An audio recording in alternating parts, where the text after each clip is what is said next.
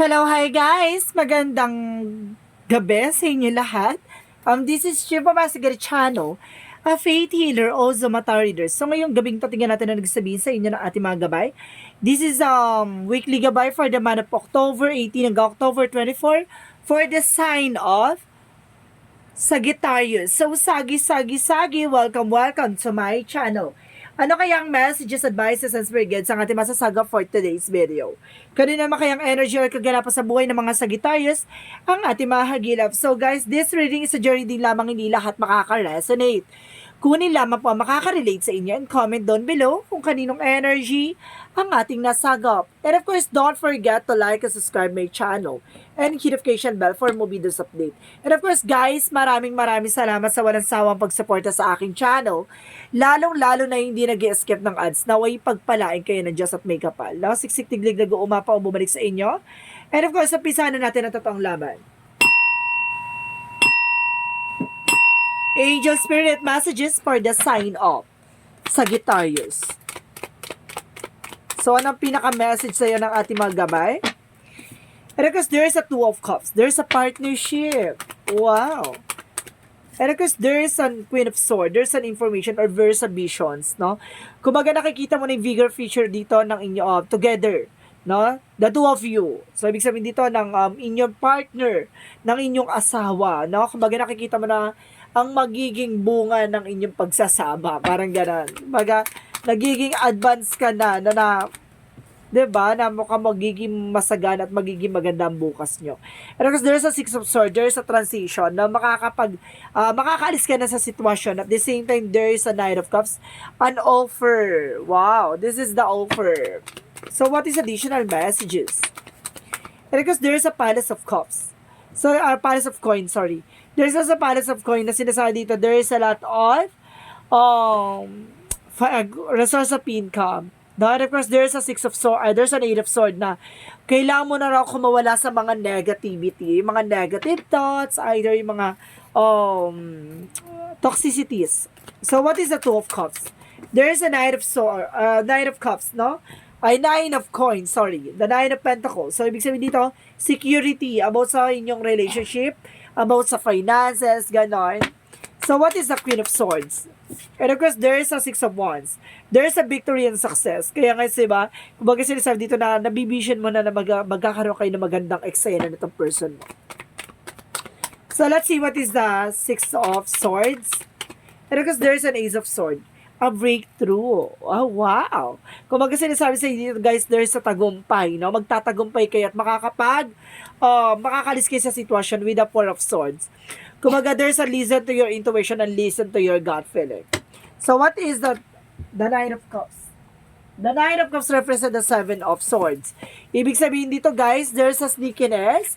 Kumbaga, there's a cheating and lying on you. So, ibig sabihin dito, there's an apology. Mukhang hihingi ng tawad tong tao na tong gumawa sa'yo ng kalokohan or pagkakamali, no? Kumbaga, itong tao na to ay nagsinungaling sa'yo, taong to niloko ka, taong ito ay mukhang nag-betray sa'yo. Some of you, there's an email or message ka matatanggap na, kumbaga, may apology from this person. So, what is the Palace of Cups? Palace of Coin. There's Ace of Wands. There's a new beginning and new fresh start. Now, may bagong eksena dito na magsisimula. At the same time, a new chapter, a new horizon. No? So, what is the Ace of Swords? Eight of Swords represent the Five of Wands. Ito yung nagbibigay conflict sa'yo. Yung toxicities around you, yung negativity, ay yung nagbibigay ng komplikado sa'yo. So, you need to do something. Release mo tong negative nito. Or something, i-release mo tong toxicities. Hindi ka makalis, hindi ka makagalaw sa sitwasyon na yan. And of course, there's Four of Coin. Kumbaga, there's a protect your power, protect your energy. I-secure mo about sa finances sa inyong dalawa, no? Kailangan magkaroon kayo ng pagtitipid at pagsisinop, no, ng inyong finances. And of course, there's a Queen of Coin. There's a practicality, good sense pagdating sa entrepreneur. Ibig sabihin dito, magaling kang humawak ng finances. And of course, maaaring nagnenegosyo ka. So, what is the Four of Swords and the Ace of Swords? There's an Ace of Coin. Wow! A new material offer or new big slot. a big money coming in. Ibig sabihin, makinig ka sa intuition mo. No? Or maaring magkaroon ka ng jackpot, no? I think, oh my God, mukhang tatama ka din sa loto, guys. Pag sino to tumama sa loto, ha, message nyo ako. Charis. So, ibig sabihin, comment down below kung sino yung tatama dito sa loto, team. Mayroon ditong, there's a jackpot with the Ace of Swords, a breakthrough. So, what is the Nine of Cups and the Eight of Swords? Ay, the Seven of Swords. And of course, there's a Six of Cups. So, there's a past person na mukhang nagkaroon ng cheating lying on you. Or there's a friend. Or there's a past friend na mukhang magkakaroon ng apology. Magkakaroon ng email messages sa'yo. And of course, there's an Ace of Cups. And there's a new romance, no? New romantic cycle. At the same time, there's a Five of Coin. Ito yung nagbibigay sa'yo ng kagipitan, te. Itong toxicities, no? Parang hindi ka makakilos, hindi ka makagalaw. That because of surroundings na toxic. At the same time, toxic friend, toxic family, and toxic relationship. Or either a toxic environment. And because there are Five of Wands represent a conflict. The Five of Coin represent a financial loss. So, what is the additional outcome? Outcome is, Ten of Wands, there's a lot of burden. Maraming paghihirap, pagdurusa. And of course, don't you worry the Ten of Coins. Parang biglang pagbabago na this is the long-term success and long-term investment. Pasabog. Bigla ang, diba? Bigla ang malaking pera. So, may nasa talaga kung may tatama talaga. It's either a jackpot or 5 numbers. So, there is a Four of Cups, no? Reevaluate or analyze. And the King of Wands, control, no? Kailangan kontrolin mo yung emotions mo. So, what is additional messages for love oracle card?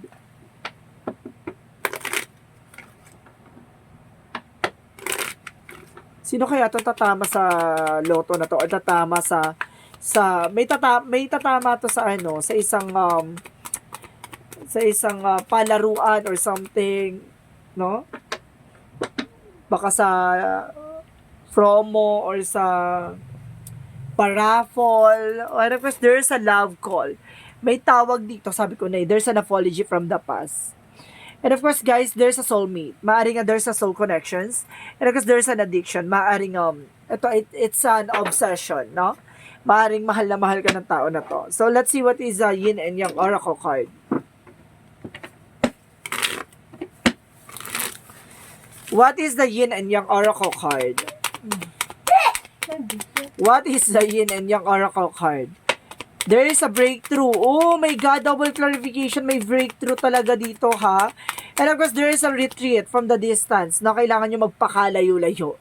At baka magpakalayo-layo ka talaga, pag tumawa ka sa loto. And of course, there is a structure, solid foundation. Magkakaroon ka ng solid foundation dito. Siguro kaya babalik tong ex mo kasi nalaman na babak sa loto.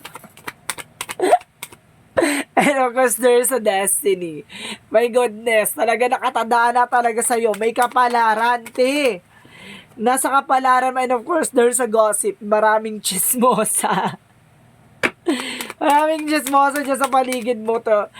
Te, and of course, there's an instinct. Makinig ka sa intuitions mo, no? Makinig ka sa gut feeling mo. So, let's see what is additional messages. Additional messages. And of course, guys, there's a builder. No, mukhang pinapalakas at pinapatibay ang pundasyon na to. And of course, there's an animals.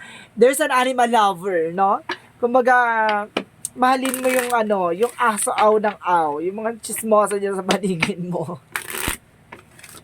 Siging tinahol. No? Mahalin mo sila, ti. Magmahal ka ng animals. Wag mo inaaway yung mga animals. Mga animal. Oh my God. And of course, there's a meditate and contemplate. Kailangan mag-meditate ka at mag-contemplate ka dito. At the same time, there's a nothing is yet set in stone. So, hindi pa napapanahon, no? Kumbaga, baka there's a perfect timing. So, ibig sabihin na, huwag ka magsasawa, no? So, what is additional messages?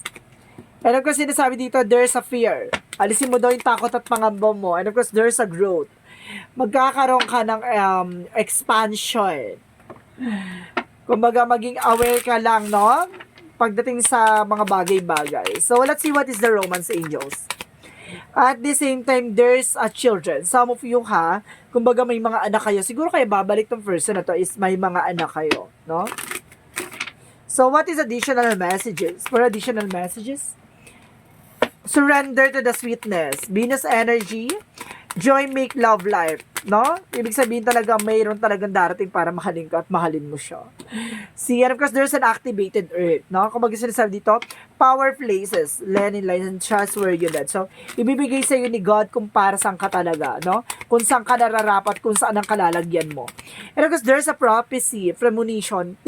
Meron ka ditong soul gift na, kumbaga, meron dito spiritual gift na ibibigay sa iyo na there's a premonitions, visions. Kumbaga, meron ka ng, kumbaga, nakita mo na yung pangitain. Ganon. And of course, there's a cleansing. Kailangan nyo mag-cleansing ha. There's a full of negativity dito. Siguro na-sense mo na, no? Kaya hindi ka makabangon kasi may umakad lang na negative energy dyan sa bahay nyo, sa paligid mo, although sa sarili mo, and of course sa mga kaibigan mo, no? Baka there's a toxic friends. Because there's a door to value, sabi ko na. May malaking pera talaga, there's a value, the big money coming in. Of course, there's the sun card. Magbibigay ito sa'yo ng kasagutan sa lahat ng mga problema mo. My goodness. So, what is additional Archangel Michael messages? You're on the right path. Wow, nasa tamang direction ka. And in a sense, wala kang kamalay-malay dito, And this is your life purpose, no? So, ibig sabihin dito, ito rin yung purpose mo sa buhay. Ang magkaroon ng bonggang eksena. So, what is Archangel Raphael? Unconditional joy, no? Kumbaga, maraming factor para maging masaya ka, no? Marami kang pinanguhugutan ng kaligayahan. So, what is the Jesus loving quotes? Let not your heart be troubled, neither let be afraid. Ibig sabihin dito, kumbaga, wag mong hayaan yung puso mo yung maguluhan, no? Hayaan mong matakot at mangamba ka, pero yung puso mo mananatiling kalmado at kumbaga, naniniwala at nananampalataya. And kasi sinasabi dito, I am supported. Your angels are encouraging you to continue on your present life, but with the diligence and determinations, and even greater success will come in the future. Ibig sabihin dito, sinusuportahan ka ng ating angel spirit para may sakatuparan yung mga pangarap mo, no? Kumbaga, para matupad ang mga pangarap mo at mga bagay na magdadala sa iyo sa magandang kahihinatnan. So, ibig sabihin dito, yung mga bagay na to ay talaga nasa palad mo at nasa kapalaran mo. So, what is the messages of life? And of course, there's a truth. Wow, ang katotohanan. Today, I discover my greatest truth is within me. This is the divine voice that whisper for my inner self. I listen to the voice closely, putting aside my controlling mind. In this way, I find all the answers I am looking for. I am now in the harmony with myself, and I welcome to the love of God, which is the truly that will guide me towards my fullest, most shining radiance. Ibig sabihin dito, ang katotohanan ay may lalantad. Ang katotohanan ay bibigay sa iyo ni God. Kumbaga, yung mga bagay na nakikita mo sa hinaharap, makikita mo sa kasalukuyan. So guys, ito nga ang magiging kasagutan sa lahat ng katanungan mo. Ang katotohanan sa likod ng mga bagay-bagay. So guys, this is a weekly gabay for the month of October 18 hanggang October 24 for the sign of Sagittarius. This reading is a general reading lamang, hindi lahat makaka-resonate. Kung hindi lamang po makaka-relate sa inyo, and comment down below kung kaninong energy ang ating nasagap. Maraming salamat guys for your wonderful reading. At maraming salamat sa mga hindi nag-skip ng ads. Naway pagpalain kayo ng Diyos at may kapal siksik digdig na gumapaw na biyaya. At maraming salamat. And don't